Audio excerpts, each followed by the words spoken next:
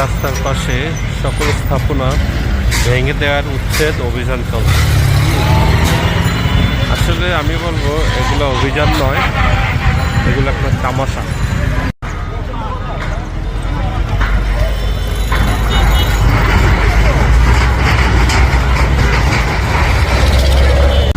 এই তামাশার শেষ কোথায় সেটা যারা এখানে অবৈধভাবে দোকান করছে তারাও জানে না, আর যারা ভাঙতে আসছে তারাও জানে না।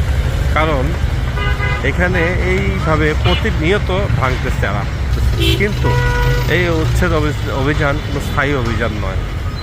এরা এখন এইভাবে ভেঙে দিয়ে যাবে, দেখা যাবে যে আগামীকাল, আজকে তো দেখাচ্ছি আমি যে এগুলো ভাঙ্গা একদম খালপাড় থেকে শুরু করে পুরো উত্তরায়, খালপাড় থেকে শুরু করে এইভাবে পুরোটা ভেঙে দিয়ে যাচ্ছে। কিন্তু আগামীকাল এমন সময় আসলে দেখা যাবে এখানে আবার ভরপুর সুন্দর সুন্দর নতুন দোকান করে হুড়দুমে ব্যবসা করতেছে। এই ভাঙ্গার উদ্দেশ্যটা কি? এটা কি জনগণের সাথে তামাশা, নাকি জনগণের টাকা খরচ করার জন্য একটা উছিলা মাত্র?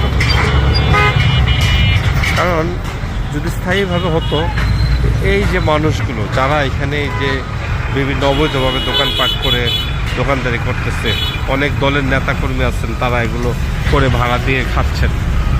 এগুলো কিন্তু যারা উচ্ছেদ করতে আসছেন তারা ইচ্ছে করলে স্থায়ীভাবে এটা সমাধান করতে পারেন।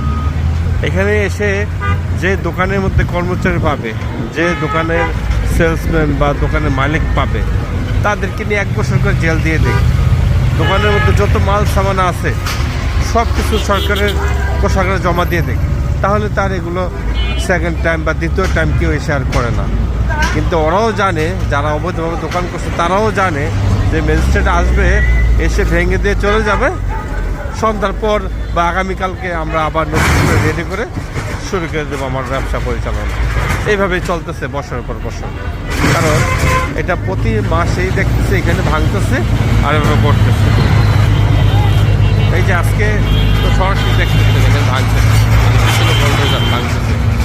দেখবেন আগামীকালকে আমি আবার ভিডিও করবো এখানে এসে, দেখবেন আগামীকালকে আবার পুরো নতুন করে এরা তৈরি করে ফেলবে। 1 দিন বা সর্বোচ্চ 2 দিন, এর বেশি যায় না। এরা আবার নতুন করে শুরু করে দেয়, কারণ এরা সুযোগ পাচ্ছে। এরা জানে যে এসে ভেঙে দিয়ে যাবে, পরবর্তী সময় আমরা আবার করে নেব। আবার কবে আসে বা না আসে তার কোনো ঠিক ঠিকানা নাই। এই যে বুলডোজার দিয়ে ভাঙতেছে, আসলে এগুলোকে স্থায়ীভাবে পানিশমেন্ট দেওয়া দরকার।